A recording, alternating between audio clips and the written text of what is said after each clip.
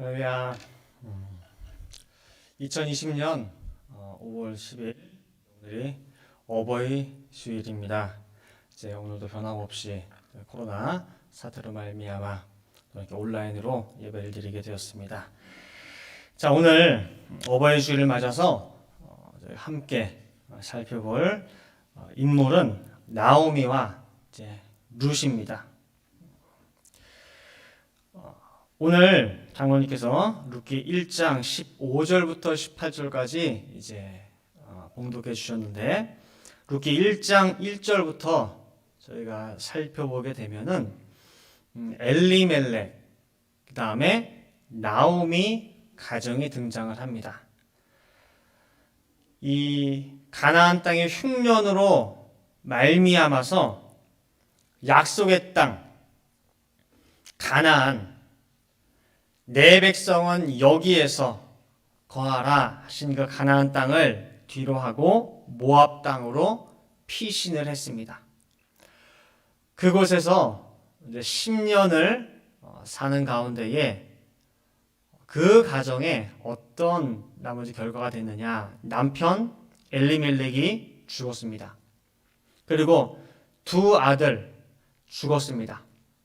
남은 가족이라고는 단 두 며느리밖에 안 남았습니다. 총 여자 셋이죠.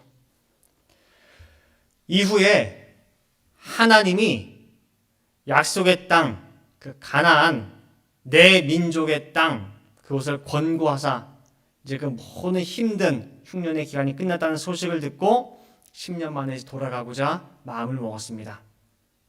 그 돌아가는 과정 가운데에 나오미가 두 며느리를 불러서 이야기를 합니다. 나는 이제 내 고향 돌아갈 테니까 너희는 너희 고향 집으로 가서 각자 살 길을 찾아 가라고 보냅니다. 그때 큰 며느리 이제 오르바는 가고 작은 며느리 룻은 끝까지 시어머니를 따라서 낯선 이방 땅 이제 베들레헴으로 오게 된 것입니다. 10년 만에 나오미가 돌아올 때에 고향 사람들이 그럽니다. 이가 나오미가 아니냐라고 나오미를 알아보고 그 이름을 부릅니다. 근데 그 말을 듣고 나오미가 고개를 설레설레 흔들고 손을 내저읍니다. 너무너무 부끄럽고 면목 없고 지금 내 신세가 너무 처량한 신세다. 그러니 나를 더 이상 나오미라 부르지 말라는 거예요. 부탁을 하는 거예요. 왜냐? 나오미의 뜻이 너무 좋아요. 기쁨, 즐거움이라고 하는 뜻을 가진 것이 바로 나오미입니다. 그런데 지금 내 꼴을 보라고. 기쁨, 즐거움이라고 하는 그 이름값을 못하고 있다. 내 모습이. 그러니 이제는 나를 나오미라 하지 말고 마라라 불러달라고 그러는 거예요. 마라. 뭐냐? 괴로움, 쓰다. 그렇게 불러달라는 거예요. 지금 10년 만에 고향으로 돌아온 이 나오미에게는 모든 것이 다 끊어졌습니다. 세상 낙이 없습니다. 이스라엘도 우리 한국처럼 한 집안에 대를 잇는다는 것이 생명처럼 귀중한 나라입니다. 그런데 지금 나오미는요, 남편 잃어, 두 아들 잃어. 그러면은 그 집안의 대를 이을 손자라도 있느냐? 손자도 없습니다. 아주 여자로서 수치스럽기 그지없습니다. 옆에 있는 사람이라곤 며느리 룻 하나 있습니다. 그런데 이 며느리 통해서 대를 이을 가능성이 있느냐? 기대할 것이 있느냐? 아닙니다. 기대할 수가 전혀 없습니다.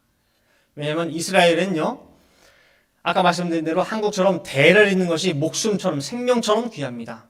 그래서 하나님께서 한 집안에 대가 끊어지지 않도록 하기 위해서 두 가지 제도를 주셨는데 계대 결혼법과 고엘 제도라고 하는 것이 있습니다. 계대 결혼법은 예를 들어서 형제가 5이에요. 근데 그 형제 중에 한 명이 자식 없이 아들 낳지 못하고 죽었어. 그러면은 그 형 아니면 그 동생을 대신해서 다른 형제가 형수나 제수 씨에게 들어가요. 그 다음 씨를 전합니다. 그럼 아들을 낳잖아요. 그럼 그 아들을 호적에 올릴 때 누구 이름으로 낳느냐? 내 이름이 아니라 누구 이름이에요? 먼저 죽은 형이나 동생의 이름으로 호적을 올려요. 그렇게 해서 대가 끊기지 않도록 하는 것이 계대 결혼법입니다. 그 다음에 또 한 가지 고엘 제도는 뭐냐면은 형제를 통해서 안 될 때에 가까운 친족이 그 기업을 이을 수 있도록 하는 것이 고엘 제도입니다. 근데 지금 나오미 같은 경우는 두 형제가 모두 죽었기 때문에 계대 결혼법은 소용이 없습니다. 고엘 제도를 통해서 가까운 친족들이 도와줘야 될 텐데 지금 완전히 이 집안은 깨깨망하고 또 데리고 온 그 며느리는 이스라엘 사람이 아닙니다. 이스라엘 사람들이 아주 경멸하는 이방 민족 모압 사람입니다. 여러분들 모압이 어떤 민족입니까? 모압. 그 근원을 올라가고 보면요. 아브라함의 조카 롯. 그 롯이 자기 딸과 관계를 해가지고 낳은 자식이 바로 모압이고 그 후손이 모압 족속입니다. 그래서 하나님께서도 이들과는 절대 상종하지 말라고 말씀하셨어요. 신명기 23장 3절 말씀 보시면은요. 암몬 사람과 모압 사람은 여호와의 총회에 들어오지 못하리니 그들에게 속한 자는 10대뿐 아니라 영원히 여호와의 총회에 들어오지 못하리라. 암몬과 모압은 절대 내 백성으로 칭할 수가 없다는 거예요. 영원히 못 들어와. 아무리 내가 하나님을 믿고 하나님을 경외하고 하나님 신앙을 가지고자 해도 너는 내가 용납하지 않아라는 거예요. 그만큼 하나님께서 경멸해요. 싫어해요. 누구와 비교할 수 있냐면은 에서의 후손 에돔, 애굽 사람과도 비교할 수 있습니다. 신명기 23장 7절 8절 말씀 보시면은요. 너는 에돔 사람을 미워하지 말라. 그는 너의 형제니라. 애굽 사람을 미워하지 말라. 내가 그의 땅에서 객이 되었음이니라. 그들의 3대 후 자손은 여호와의 총회에 들어올 수 있느니라. 여러분 잘 보세요. 애굽 사람, 그럼 하나님이 극히 미워하는 감히 내 백성을 400년간 압제하고 짓밟고 종 취급하고 노예 부리고 심지어는 남자가 태어나면은 강에다 버려서 죽인 그 애굽 사람, 그 애굽마저도 3대 후부터는 여호와의 총회, 하나님의 백성으로 가입이 허락되고 내가 인정해 주겠다는 거예요. 애굽 사람도. 그런데 모압과 암몬은 영원히 못 들어와. 하나님의 백성으로 영원히 아웃이라는 것입니다. 그러니 지금 나오미가 데려온 이 이방 여자, 이 어느 민족이야? 모압이. 모압 여인 룻을 바라보는 이스라엘 백성들의 눈이 어떻겠느냐 그 말이에요. 대하는 태도가 어떻겠느냐 그 말이에요. 하나님께서 특별히 택한 백성, 선민이라는 의식이 강한 만큼 이방 민족에 대한 배타심 또한 무지 강한 민족이 바로 이스라엘 백성입니다. 그런 가운데 모압 여자, 이 룻을 위해서 어떤 친척이 미쳤다고 고엘 제도가 있으니 그 기업을 좀 물려줄 수 있겠냐고, 그 대를 이어줄 수 있겠냐고, 도와줄 수 있겠냐고. 누가 도와줍니까? 어떤 친척이? 말도 안 섞고 상종도 분명히 안 할 텐데. 그러니 룻을 통해서는 이 집안의 대를 이을 가능성이 제로입니다. 없어요. 하나님께서도 말씀을 통해서 막고 계시고 주변의 모든 사람들이 다 외면하고 있습니다. 그런데 우리가 결론부터 말하자면은 룻이 여호와의 총회, 하나님의 백성 그 명부에 올라갔을 뿐만 아니라 오늘 본문인 마태복음 1장 예수님의 족보에도 그 이름을 올리고 있다는 것입니다. 우리 생각에는 하나님께서 한 번 하신 말씀인데 모압과 암몬 영원히 여호와의 총에 못 들어와. 한 번 하신 말씀인데 어떻게 그 말씀이 변하지? 세상이 뒤집어지고 난리를 쳐도 안 변하는 게 하나님 말씀 아닌가? 할 수 있습니다. 그런데 그 추상 같은 하나님의 말씀을 비집고 들어간 것이 이 룻입니다. 아까 읽은 신명기 23장 3절 영원히 여호와의 총에 못 들어와. 그 모압 족속 이 여인이 들어갔습니다. 예수님의 족보에 그 이름을 올리고 있습니다. 그것도 여자가. 전 구약을 통틀어서 여자의 이름이 마태복음 1장에 올라간 것은 딱 4명밖에 없습니다. 그 중에 한 명이 바로 오늘 룻입니다. 변치 않을 것 같은 하나님의 말씀마저도 무효화시킨 사람이 바로 룻인 것입니다. 그러면 어떻게 룻은 그 말씀 사이를 비집고 들어가냐 그 말이에요. 신앙이 좋아서? 믿음이 좋아서? 그 원인과 그 이유를 우리가 룻기 1장부터 4장까지 다 찾아볼 때에 내릴 수 있는 가장 큰 이유가 요인이 뭐냐? 신앙, 믿음, 그보다 더 우선인 것이 뭐냐면은 다른 게 없어요. 부모님에 대한 효입니다.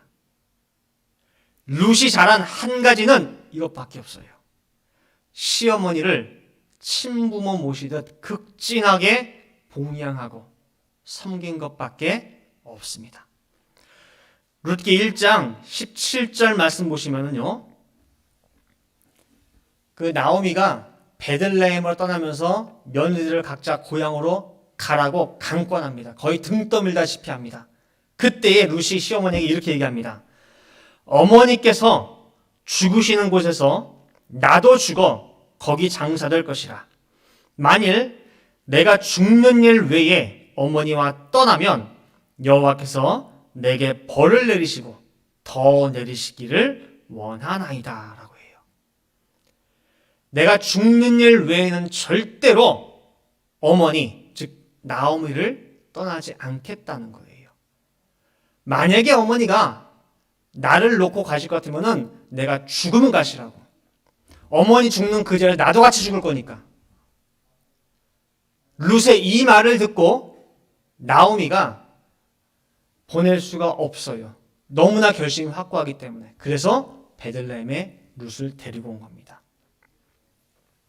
시어머니 나오미를 자기 목숨처럼 여겼습니다.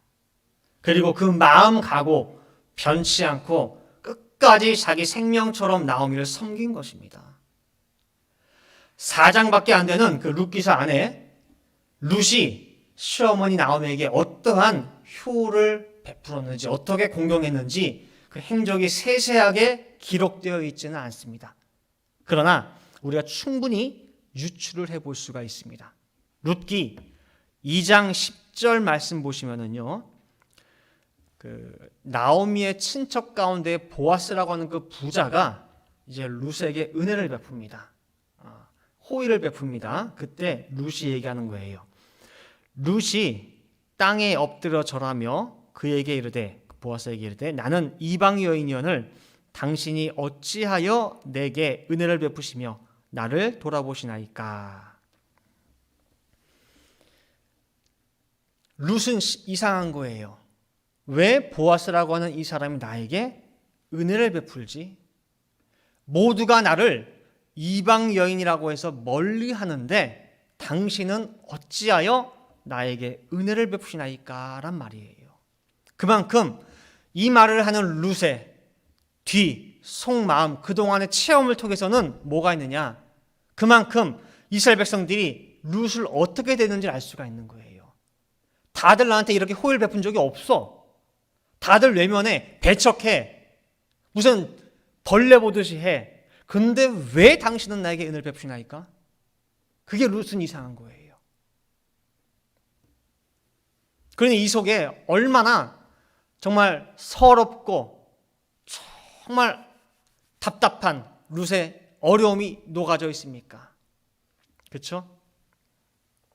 그러나 이 작은 여인이요, 그 어려움 속에서 한낱 지옥의 땔감으로밖에 여기지 않는 이방 모압 여인이 그 주변 이스라엘 사람들에게 어떠한 영향을 끼쳤는지 여러분 잘 보시기 바랍니다.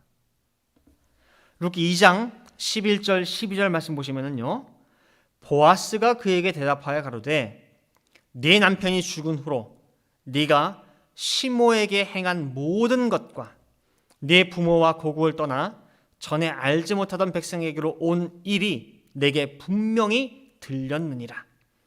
여호와께서 네 행한 일을 보응하시기를 원하며 이스라엘의 하나님 여호와께서 그 날개 아래 보호를 받으러 온 네게 온전한 상 주시기를 원하노라.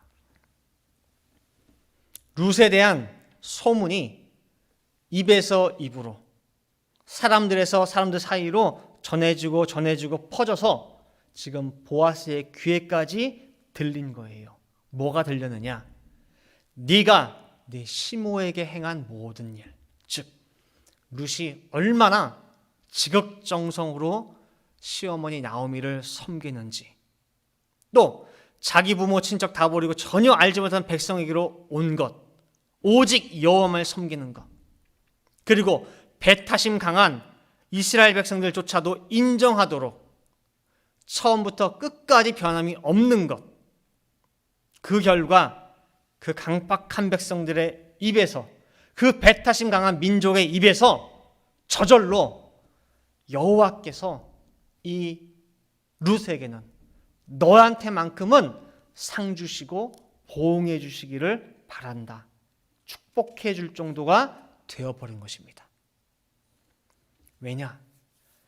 다들 모든 사람들이 모압 족속은 영원히 하나님과 상관이 없다, 그것을 알아요.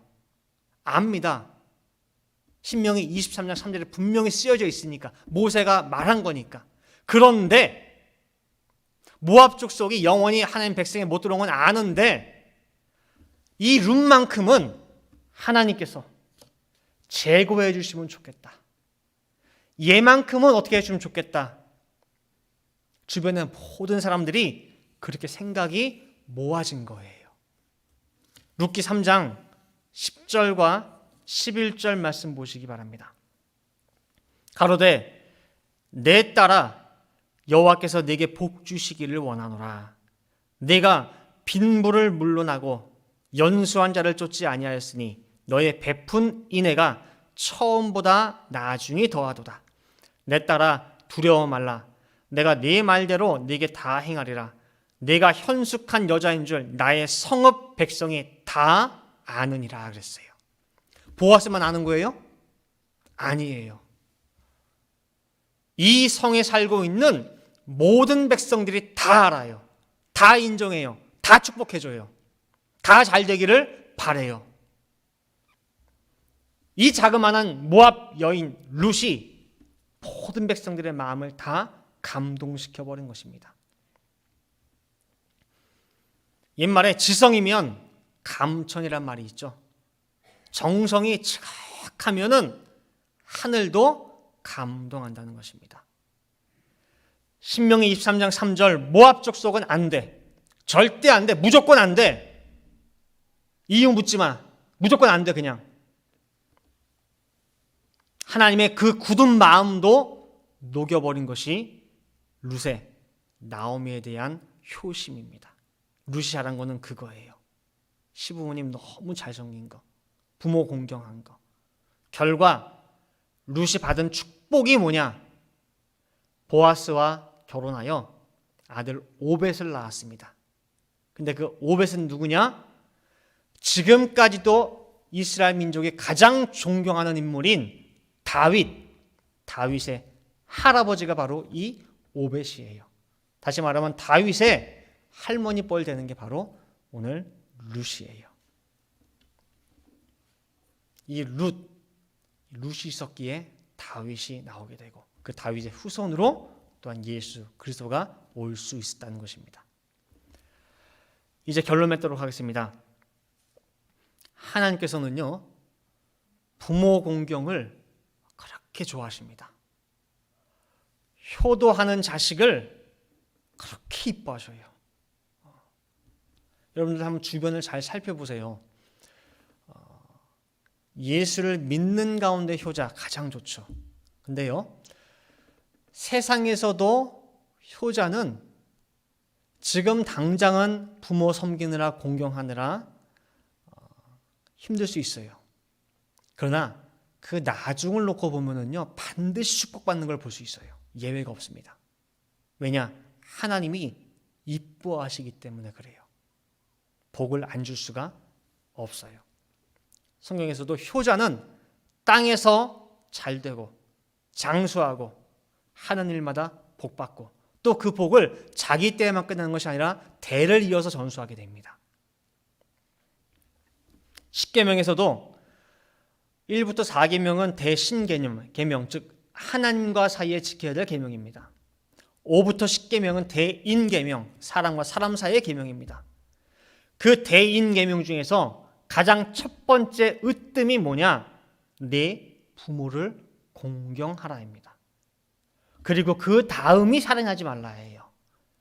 다시 말하면은 살인하지 말라, 그것보다 우선인 계명, 하나님께서 더 비중을 두시는 계명이 바로 부모를 공경하는 것입니다. 그러면 왜 하나님은 이렇게 부모 공경을 강조하실까? 제일 으뜸으로 삼으실까? 이유가 뭡니까? 왜? 이유가 있을 거 아니에요.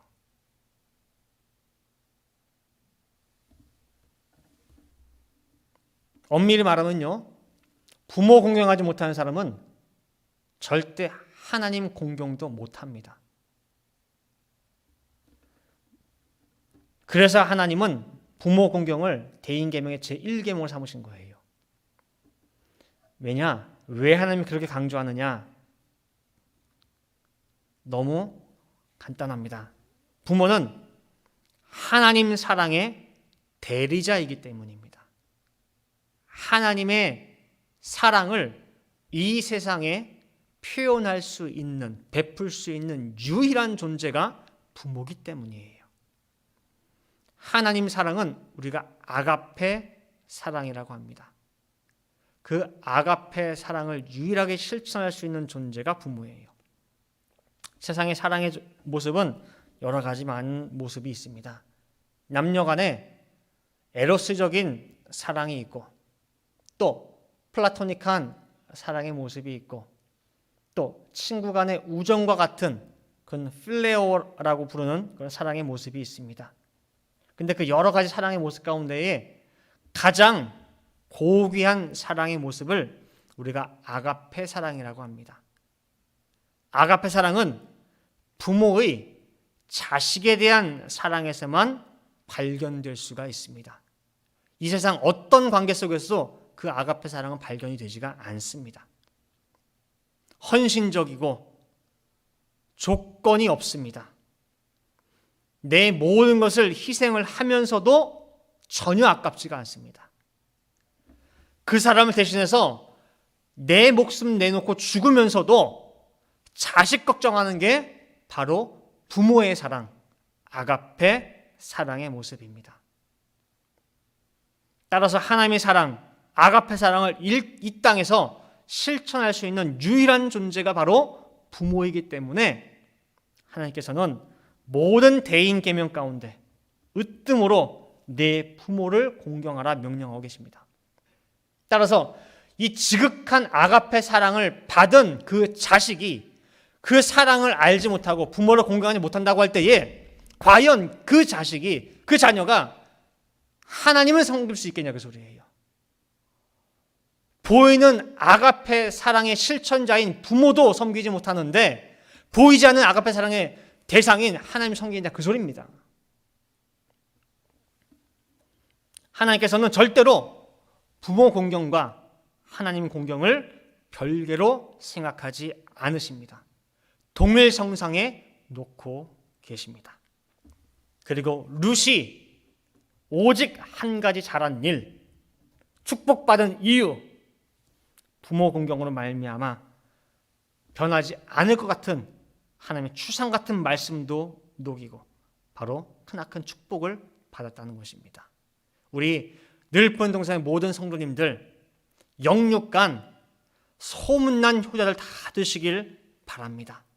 그래서 가나 들어오나 정말 어디서든 간에 정말 이 사람은 하나님 믿고 정말 효자고 정말 하는 일마다 복 받는 것이 보여.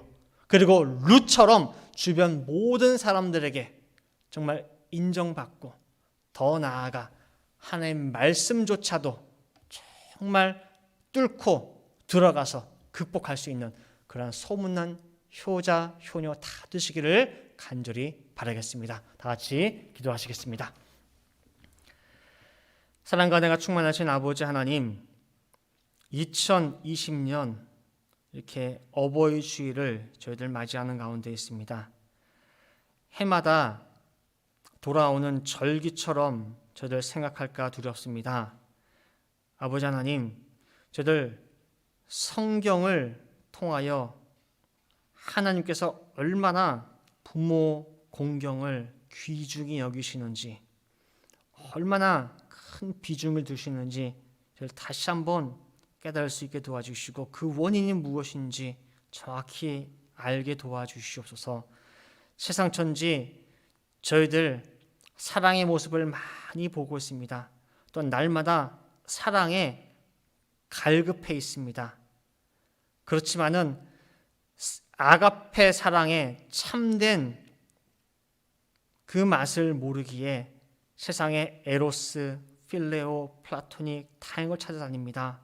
아버지 하나님, 참된 하나님의 아가페 사랑으로 충만한 저희들 성도들 될 수 있게 도와주시고 또한 그 유일한 통로인 정말 부모님을 잘 공경할 수 있게 도와주시어서 저 부모님이 보이지 않게 보이게 나를 위해 헌신하고 애쓰는 그 마음들을 저 헤아릴 수 있도록 도와주시어서 저희들의 부모를 공경하고 효도하는 그 모습이 신앙을 통하여 연결되어서 하나님을 지극히 경외하고 공경하고 섬기는 저희 모든 늘푸른 동산의 성도들 될 수 있도록 아버지 인도하여 주시옵소서.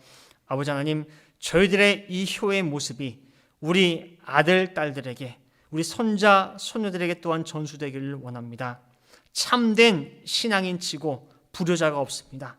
아버지 하나님, 온전히 말씀을 통하여 저희 늘푸른 동산의 모든 성도들 한 사람 한 사람, 개인 한 사람 한 사람 아버지 감화 감동 은혜 허락하여 주시어서 이 늘푸른 동산에 정말 수많은 효자와 효녀가 배쳐질 수 있게 도와주시고 소문이 퍼질 수 있게 도와주시어서 하는 일마다 잘 될 수 있게 도와주시고 이 교회도 날마다 성장 부흥할 수 있도록 아버지 인도하여 주시옵소서.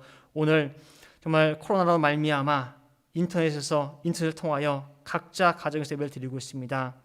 만나서 정말 우리 부모님들께 어머니들께 꽃도 달아드리고 정말 낳아주셔서 감사합니다. 인사도 드리고 하고 싶지만은 정말 그러지 못하는 가운데 있습니다. 아버지 하나님, 저희 모든 성도들 이 예배 끝나고 정말 전화라도 드리고 진심을 담아서 정말 감사함을 표현할 수 있는 우리 성도들 될 수 있도록 아버지 인도하여 주시옵소서. 감사드리며 이 모든 말씀 사랑이 많으신 예수 그리스도 받들어 기도 올리옵나이다. 아멘.